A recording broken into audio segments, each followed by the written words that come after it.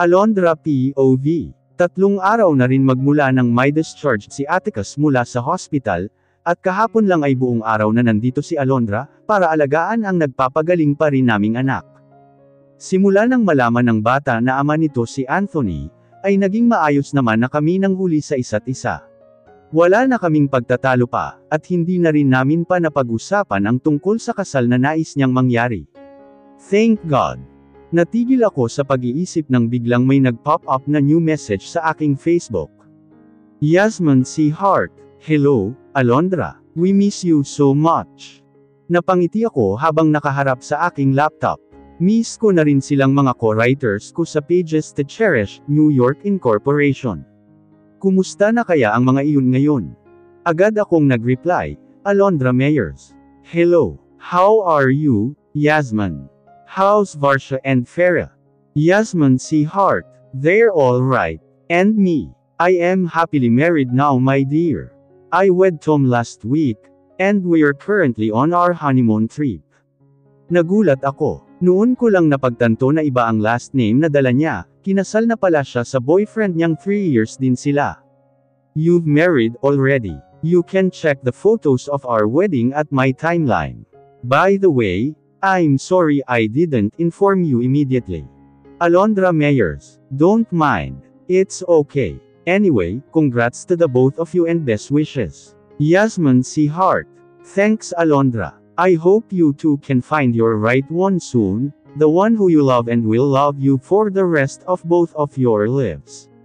Believe me, Alondra, if you'll marry your right man one of these days, you'll be very happy and you'll gonna believe that fairy tale really do exist in this crazy world. That's all for now, my husband's already calling me.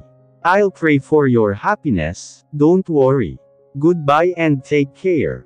Please, send also my regards to Atticus.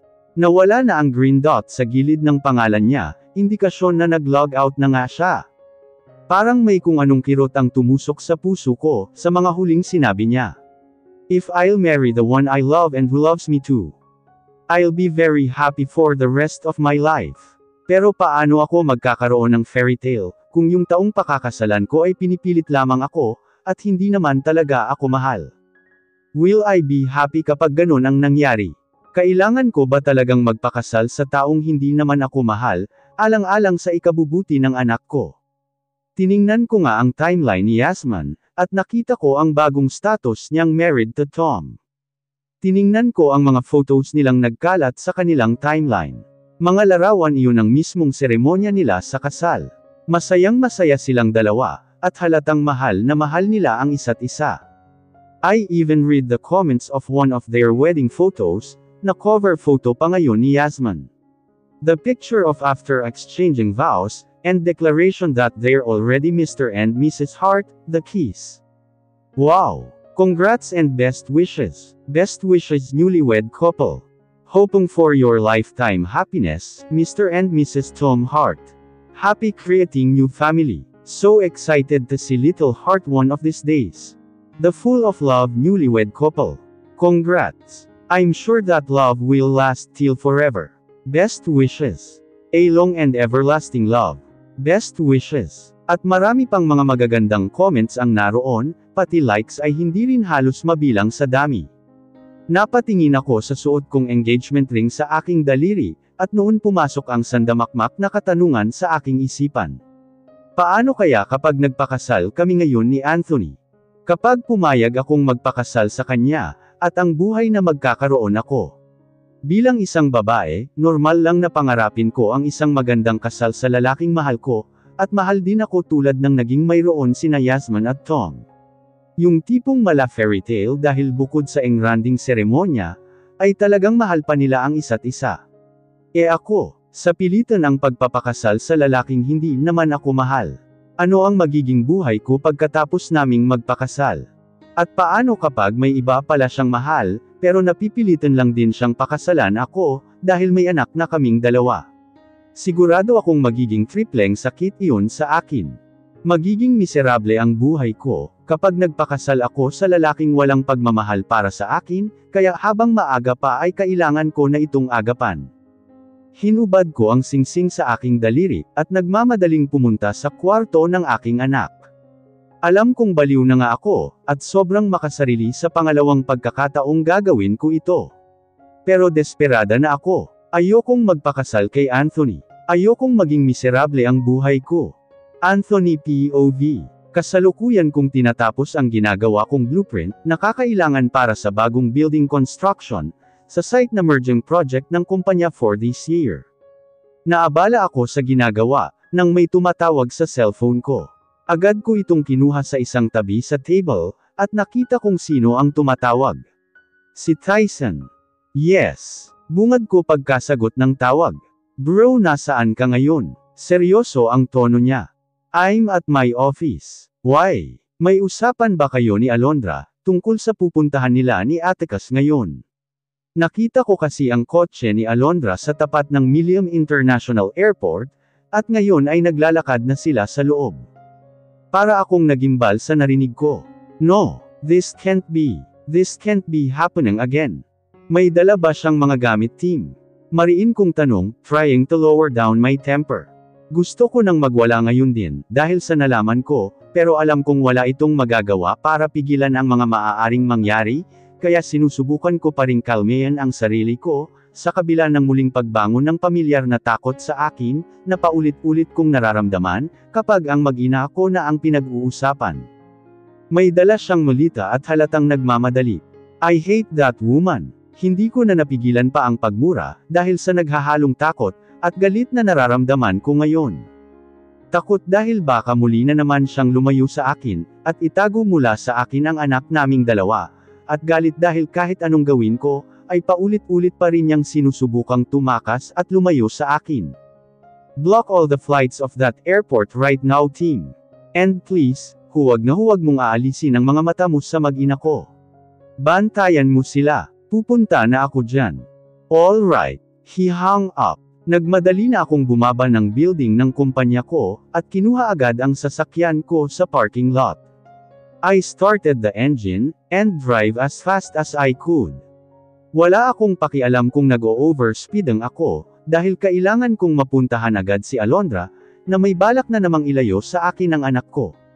Hindi pa siya nadala. Noong ilang araw lang makalipas, ay muntik na niyang mawala ang anak namin, dahil sa kagustuhan niyang ilayo ito sa akin, at ngayon naman gagawin ulit niya. Hindi ba siya nag-iisip? She's really a self-centered woman. Walang ibang importante sa kanya, kundi ang sarili niya. Hindi kaagad ako bumaba sa kotse. Pagkarating ko sa tapat ng nasabing airport, tinawagan ko muna si Judge De Mesa. Yes, Mr. Morgan. Bungad niya mula sa kabilang linya, nang masagot ang tawag ko. Are you free? Can I set an appointment with you right now? Magpapakasal na kami ng fiancé ko ngayon din. Magpapakasal na kayo. Akala ko ba hindi niyo pa napag-uusapan ito ni Miss Meyers? Bakit biglang napadali? Nagtatakang anang judge. Please don't throw questions to me, it's not your business anymore. Just answer me if you're free right now, because if you're not, I can find another judge. Hindi ko na itinago ang pagkairito ko sa pakikiusyuso niya. Oh, I'm sorry. I'm free today at any moment. Just come here at my office together with your fiancé. And I'll make you two as one, legally. Maagap na sagot niya. Okay, I lastly said, then hung up. Itinago ko ulit ang aking BlackBerry sa bulsa ng lower suit ko, at bumaba na ng kotse. Nagmamadali akong naglakad papunta sa loob, kung saan alam kong makikita ko ang mag-ina ko. This is the last time you can do this to me, Alondra. After this, hinding-hindi mo na ulit magagawa pang tumakas, at lumayo sa akin kasama ng anak natin. You can never escape from me anymore, once you've already become my Mrs. Morgan. Alondra POV. Alam po ba ni Daddy na pupunta tayo ngayon ng New York, Mom? Hindi po ba siya sasama sa atin? Inusenteng tanong ng anak ko. Narito kami sa pila ngayon sa bilihan ng ticket, at mabuti na lang hindi ganoon kahaba ang pila, kaya kami na ang ina-accommodate. Nag-request ako ng 2 tickets trip to New York for the next flight. Susunod naman agad ang daddy mo sa atin doon, nak. Don't worry. For the 9th time, I lied in front of my son again. Masakit man sa akin na magsinungaling sa sarili kong anak, lalo pa at inosente ang bata, pero wala naman akong choice. I need to convince him to come to New York with me, by lying that his dad knows about it, kahit ang totoo ay walang kamuwang-muwang yung tao sa pag-alis naming ito ngayon. He smiled. Okay po. Ilang sandali lang ay naibigay na sa akin ang 2 tiket na binayaran ko, at naisip kong napakaswerte ko siguro ngayong araw, dahil nakaabot pa kami ni Atticus sa last 2 available slots for this 5:30 p.m. flight to New York. Si Lola Anastasia po. Susunod din sa atin. Patuloy na tanong niya. I nodded. Oo, susunod agad ang lola mo sa atin. This time I'm telling the truth. Balak ko naman talagang sabihin kay Lola Anastasia ang tungkol dito, kapag nakarating na kami sa New York, at pasusunurin ko na lang rin ito doon. Alam kong magagalit siya na ginawa ko na naman ito, pero alam ko ring maiintindihan naman niya ako, lalo pat alam din niya ang pagpipilit ni Anthony na magpakasal ako. Alam ni Lola na ayokong magpakasal sa taong yun na hindi naman ako mahal, at naiintindihan niya ako sa bagay na iyon. Bigla ko ring naalala ang kotse kong naiwan lang, sa parking space sa labas ng airport. Tatawagan ko na lang siguro si Mang Enteng maya-maya, para ipakuha iyon. Nagdala na ako ng sariling kotse, at hindi na tinangkapang mag-taxi at mag-pier pagkatapos ng nangyari kay Atticus noon. Na-trauma na ako at ayoko nang subukan pa ulit. Baka hindi ko na mapatawad pa ang sarili ko, kapag may nangyaring masama ulit sa anak ko, kaya para masiguradong ligtas kaming makakarating dito sa airport, ay nagdala na mismo ako ng sariling kotse. Let's go, Atticus. Nakangiting tanong ko sa bata, habang hawak-hawak pa rin ng mahigpit ang isang kamay niya. Ang kaliwang kamay ko, ay nakahawak sa dala kong mulitin ng iilang gamit at damit namin, habang ang kanang kamay ko naman, ay nakahawak sa anak ko. Ayokong kahit isang saglit ay malayo siya sa akin, at ayokong kahit sandali bitawan ang kamay niya, hanggang sa hindi pa kami tuluyang nakakasampa ng eroplano papuntang New York. He sweetly smiled and nodded. Opo, nag-umpisa na kaming maglakad papuntang Bordang, dahil 1 oras na lang ang hihintayin, at makakaalis na rin kami ulit ng Pilipinas.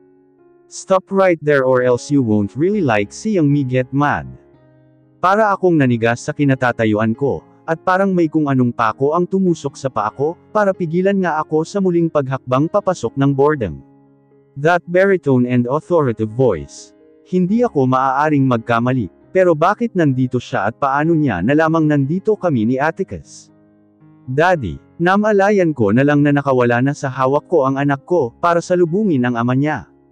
Unti-unti kong nilingon ang likuran ko, at sobrang bumilis na naman ang tibok ng puso ko, nang makita ko ang matatalim at madidilim niyang mga matang ipinupukol direkta sa akin.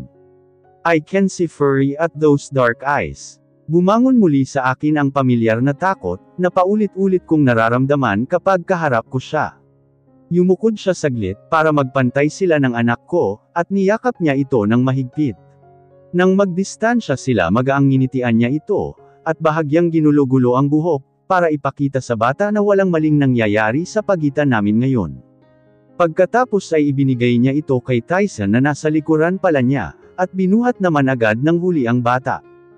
Isama mo muna si Atticus ngayon team. Tatawag na lang ako mamaya, kapag iuuwi mo na siya. Utos niya sa pinsan niya. Bigla akong naalarma. Saan nila dadalhin ang anak ko? No. Agad kong daing na hindi sinasadyang magtaas ng boses, dahilan para maaga ko lahat ng atensyon ng mga taong narito sa airport.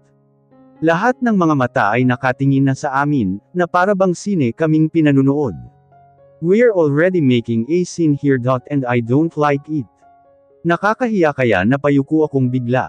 Sasama na po kayo sa amin ni Mommy papuntang New York ngayon Dad? Inosenteng tanong ng bata na buhat-buhat pa rin ni Tyson. Nakangiting nilingon ulit niya ang anak namin. No Atticus, walang aalis. We're not going to New York, we're not going anywhere. Dito lang tayo sa Pilipinas. We'll live here together forever as a complete family. Ako, ikaw. Napawi ang ngiti niya at muling ibinalik sa akin ang maiinit niyang mga mata, na pumapaso sa buong pagkatao ko. At ang mommy mo. Seryoso at mariin ang pagkakasabi niyon. Wala sa huwisyo akong napailing, habang nakikiusap ang mga matang nakatingin sa kanya, na sana ay huwag na niyang gawin pa ito. Pero parang walang epekto iyon sa kanya, at binalingan ulit ang anak namin. Sumama ka muna sa Tito Tyson mo ngayon, anak, dahil ipapasyal ka muna niya. May importante lang kaming pag-uusapan ng mami mo. Banayad na sabi niya sa bata. Tuwang-tuwa namang tumungo ang walang kamuwang-muwang na si Atticus. Opo, Daddy. Banayad din na hinawakan niya ito sa pisngi. Good boy. Tapos ay seryosong tiningnan niya si Tyden, at sinenyasang lumayas na ito ngayon din dito kasama ang anak ko. Bago pa man ako makapag-react, ay tumalikod na si Tyson, buhat pa rin ang bata habang malalaki ang hakbang palayo rito. Mabilis ang kanyang lakad palabas ng airport. No, Atticus. Sumigaw na ako at wala na akong pakialam, kung pinagtitinginan na kami ng mga taong nandito ngayon. Hindi pwede. Hinding-hindi nila pwedeng ilayo ang anak ko sa akin. Pero hindi na rin ako narinig ng bata, dahil nakalabas agad sila ni Tyson. No, give me back my son to me. Tumakbo na ako para habulin ang anak kong nasa labas na, ngunit maagap akong napigilan ng mahigpit na hinawakan ni Anthony ang isang braso ko. Sinubukan kong kumawala sa hawak niya, ngunit sadyang napakalakas niya, dahil hindi man lamang siya natitinag sa mga hampas ko, at madiin pa rin ang hawak niya sa akin doon. Don't worry too much about our son. Ipapasyal lang siya sandali ng pinsan ko. We need to talk, he said authoritatively.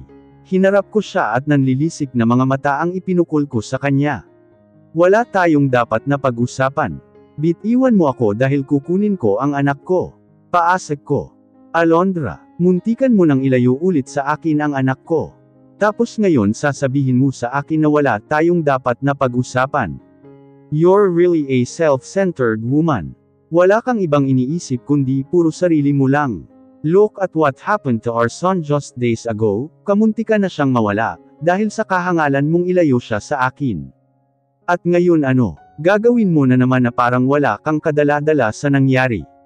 Kailan ka titino at titigil sa pagtakas, Alondra? Ha? Kailan? Kapag may nangyaring hindi maganda ulit sa anak natin.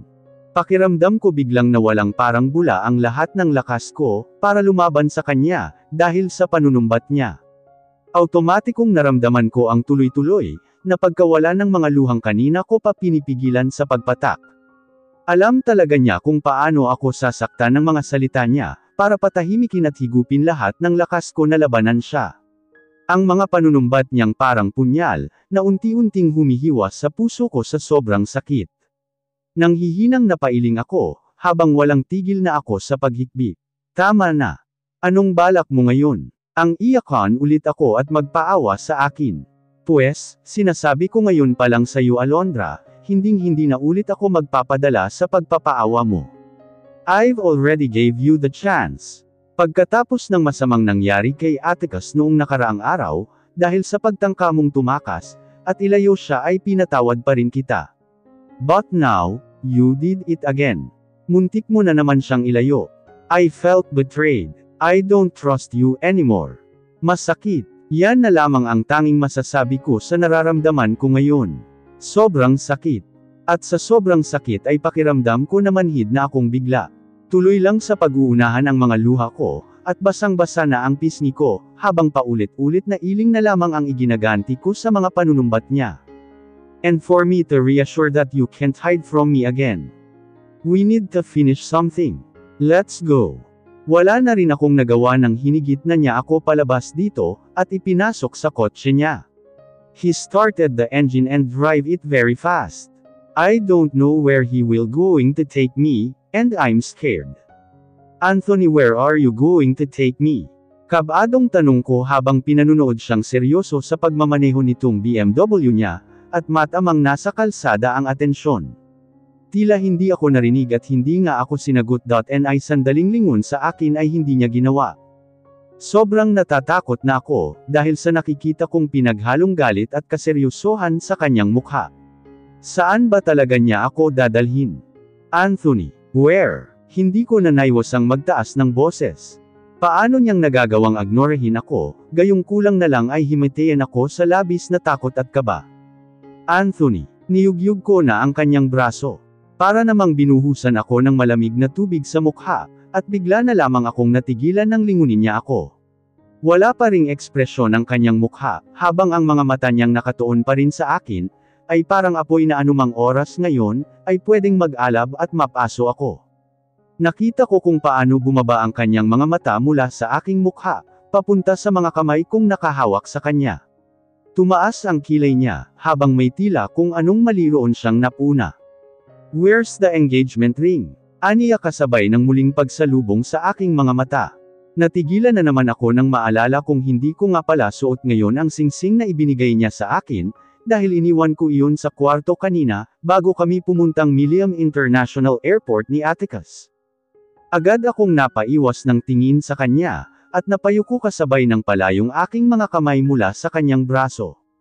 "Where?" Nagulat ako sa biglang pagtaas ng kanyang boses, kasabay ng malakas na paghampas sa kanyang manibela, at paghinto ng sasakyan sa isang tabi.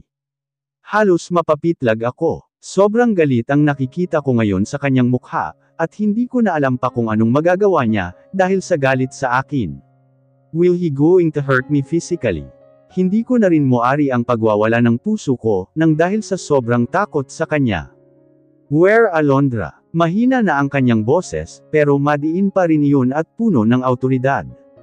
"I left it in my room," I said, trying to make my voice as normal as I can, so that he cannot sense my over-nervousness right now. "Why did you left it? Di ba sinabi ko na sa'yo na huwag mong tatanggalin yun sa daliri mo, anuman ang mangyari?" Patuloy niya. "Because I don't want to marry you, and I do not have plans to be your wife." Yan ang gustong-gusto kong ibulyaw sa kanya, pero tila may sariling buhay ang aking dila, at kusa itong umaatres sa mga dapat na sasabihin ko. "Answer me Alondra. Why?" he commanded. Hindi ko alam kung saan pa ako nakakakuha ng lakas ng loob ngayon, para hindi siya sagutin. Siguro ay hindi ko naman talaga mahagilap ang tamang mga salita, para sa pagsagot sa kanya.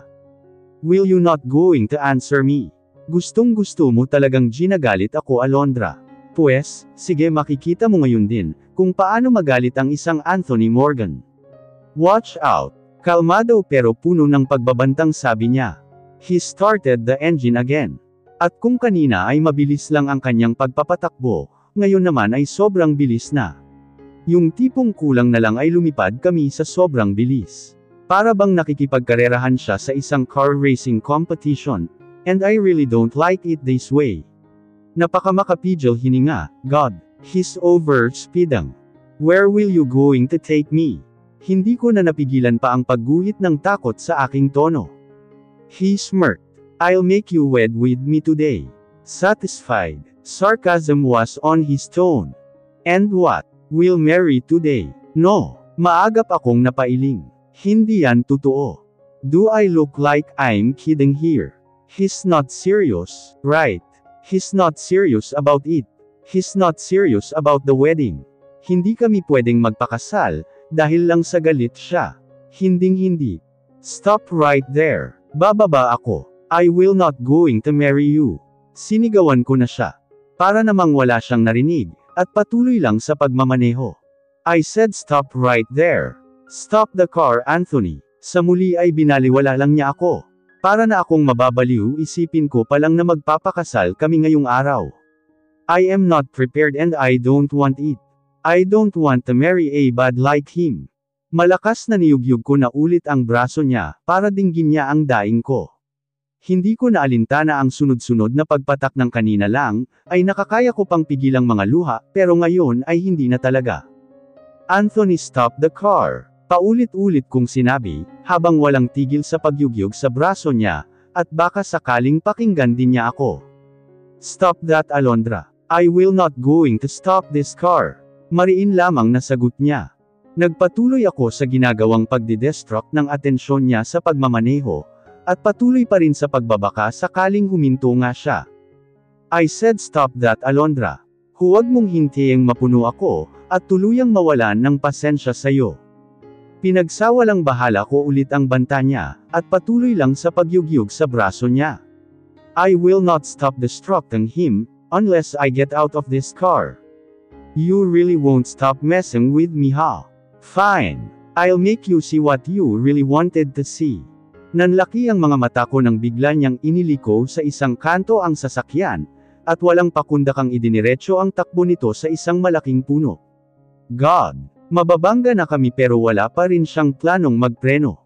No! Wala na akong nagawa, kundi ang sumigaw na lang, habang mariing nakapikit ang mga mata sa sobrang takot sa mangyayari.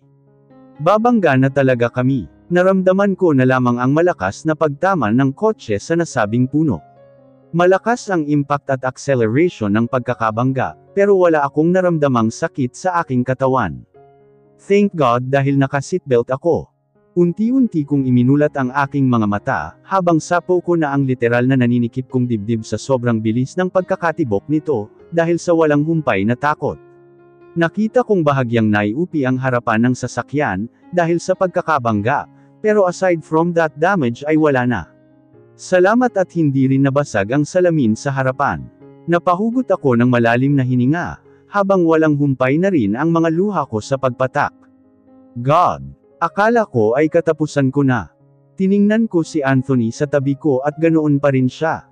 Diretso ang tingin sa harap, habang seryosong-seryoso pa rin ang mukha. Are you okay? Hindi ko alam kung saan nanggaling ang mga salitang iyan, nakusa na lamang lumabas sa aking bibig, imbes na sobrang galit ang maramdaman ko ngayon.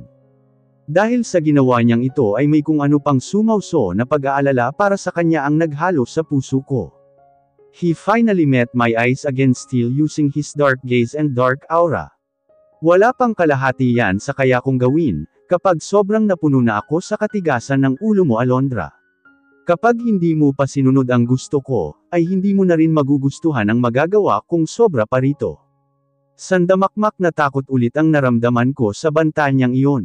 Yeah, it really looks like he's capable of doing everything, just to get whatever he wants. At pagod na ako sa pakikipagtalo pa sa kanya, gayong alam kong wala naman na akong pag-asa pa, para pakinggan niya. Wala na akong magawa para umatras sa kagustuhan niyang sobrang labag naman sa kalooban ko. Naramdaman ko na lamang ang pagtaas-baba ng balikat ko, dahil sa sunod-sunod na paghikbi. I can't take it anymore.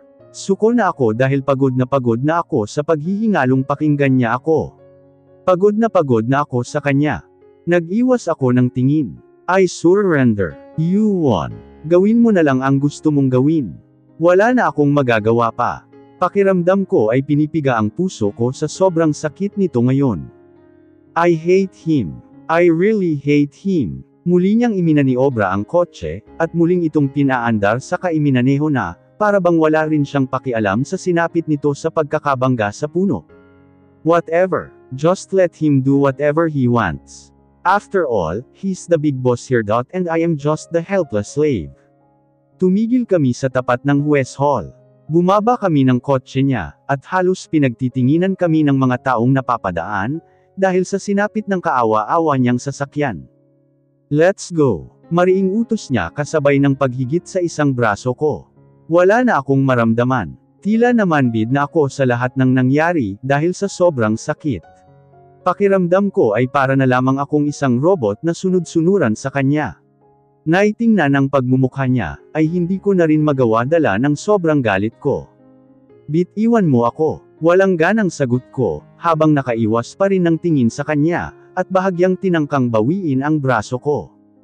Pero imbes na bitawan ako, ay mas hinigpitan lamang niya ang pagkakahawak sa akin roon. Sinabi ko ng panalo ka na nga, diba, at suko na ako sayo. Hindi mo na ako kailangang hawakan, dahil wala na akong lakas na tumakas. Marahas na binitawan na nga niya ako. Pumasok kami sa loob at dumiretso sa elevator. Pinindot niya ang 11th floor pataas. Nanatili lamang akong tahimik at walang imik. Sa gilid ng aking mga mata, ay nakita kong dinukot niya sa kanyang lower suit na bulsa ang kanyang BlackBerry, at agad na may idinil doon. Nasa labas ng West Hall ang gray BMW ko, kuhanin mo yun at dalhin sa car repairing shop, tapos dalhan mo ako ng bagong magagamit ko rito.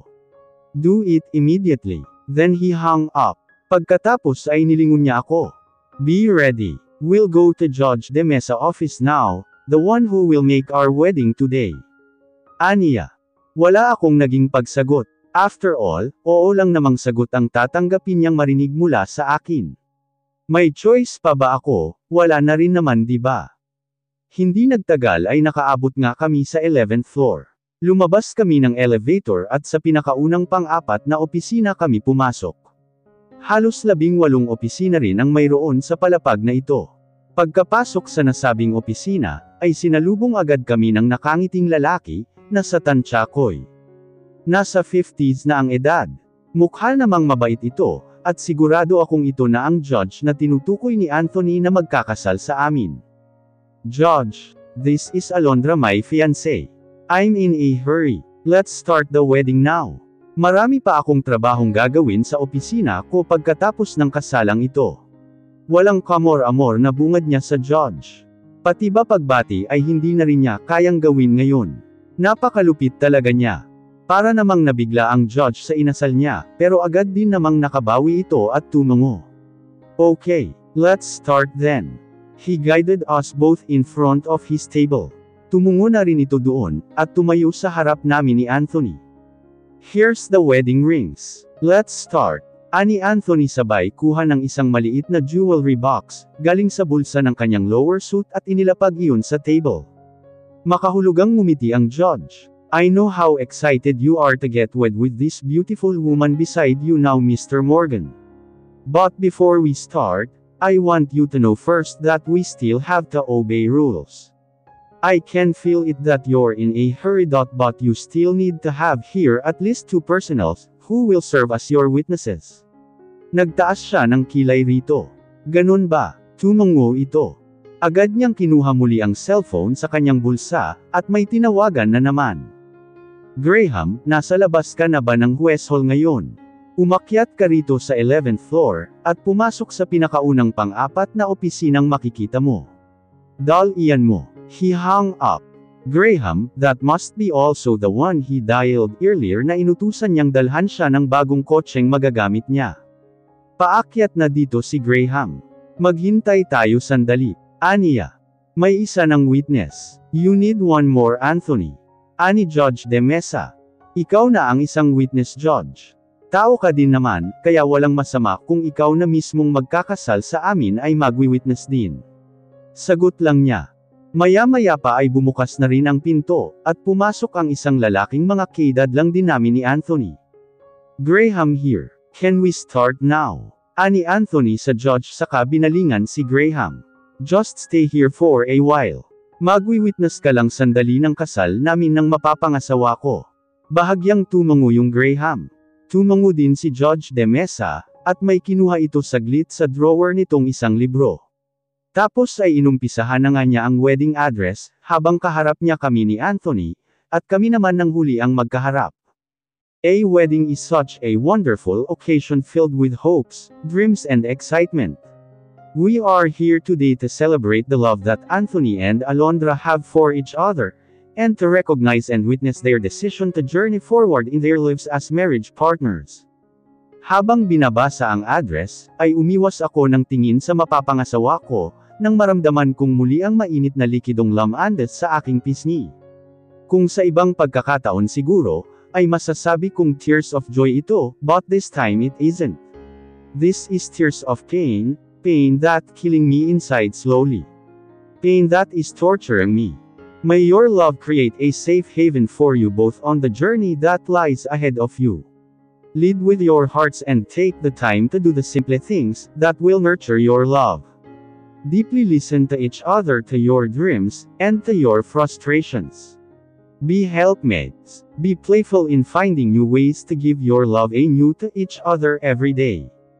Beautifully wearing an elegant wedding gown, walking down the aisle happily, and having my friends and family with me inside the church to cheer me up, and to support me. Iyon ang pangarap kong kasal noong bata pa ako. And this is not it. This really isn't it. Let your love be an inspiration to others, to reach for what is good within us all. May your love be so abundant that you have plenty to share with the rest of us as well. It is your love that has brought us together here today. May it grow deeper and sweeter with each passing year.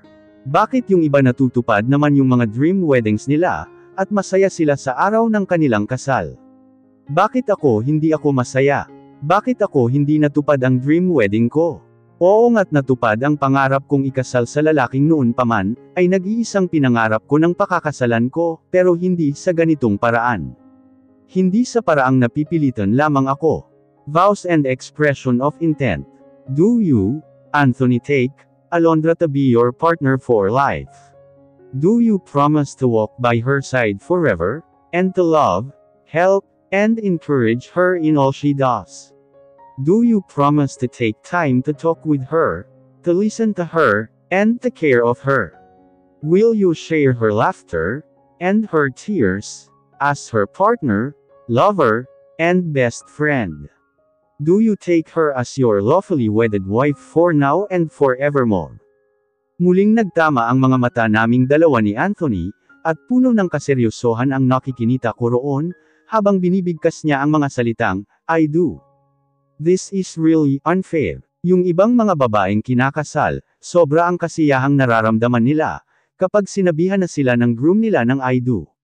Ako, wala akong maramdaman kundi puro hinanakit. Nay hindi ko nga alam kung nanggaling ba talaga sa puso niya ang dalawang salitang iyon, o sinabi lang niya dahil requirement iyon sa pagpapabisa ng kasal na ito. Masakit. Masakit na masakit. Do you, Alondra, take Anthony to be your partner for life? Do you promise to walk by his side forever, and to love, help, and encourage him in all he does?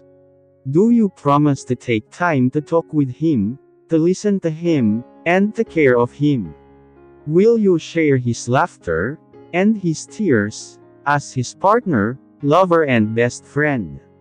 Do you take him as your lawfully wedded husband for now and forevermore? Umiwas ako ng tingin kay Anthony, bago sumagot. I do. I meant my I do, to be honest. Oo, napuno ng galit at hinanakit ang puso ko sa loob ng 9 na taon. Pagkatapos ng nangyaring hiwalayan namin noon sa college, at hanggang ngayon, nasasaktan pa rin ako kapag naaalala ko iyon. Pero hindi ako nagsisinungaling ngayon, sa harap ng judge sa pagsabi ko ng I do ko para kay Anthony, dahil sa kabila ng sakit at galit, ay nag-uumapo pa rin ang pagmamahal na mayroon ako para sa kanya, mula pa man noon at hanggang ngayon. Ceremony of the Rings. And now, seal your promises with these rings, the symbol of your life shared together. Anthony, please repeat after me. Alondra, this ring I give as token and pledge. As a sign of my love and devotion. With this ring, I thee wed. Isinuot na niya ang mamahaling singsing sa aking daliri. It's an emerald infinity ring surrounded by radiant blue small stones on its edges. It fits my hand. Alondra, please repeat after me. Anthony, this ring I give as token and pledge. As a sign of my love and devotion. With this ring, I thee wed. Mabigat sa loob na isinuot ko rin sa daliri niya ang isang pares ng singsing, na katulad ng sa akin. It fits his hand also. Kasal ba talaga to? Bakit hindi ko maramdaman? Hindi ko maramdaman ang essence ng kasal, na kadalasan ay nararamdaman ng iba. Yung tipong kakabahan ka sa sobrang excitement at saya. Wala akong maramdamang anuman bukod sa sakit ng kalooban. Pronouncement and kiss. Anthony and Alondra, by the power invested in me, I now pronounce you husband and wife. You may kiss. Nagulat na lamang ako nang walang pakunda kanya akong hinipit sa baywang, palapit sa kanyang katawan, at bahagyang iniliyad ako sa kasiniil ng halik sa labi. Paglapat lamang ng ilang sandali ng aming mga labi, ang paraan ng halik na iyon. Kasabay ng paghiwalay ng kanyang labi sa akin, ay inayos din agad niya ako sa pagkakatayo ko. Masaya namang pumalakpak si Judge De Mesa at Graham para sa aming dalawa. Ngunit ako ay isang katanungan agad ang sumagi sa aking isipan. Ngayong kasal na kaming dalawa, at ganap na niya akong pagmamayari, anong buhay naman ang naghihintay sa akin?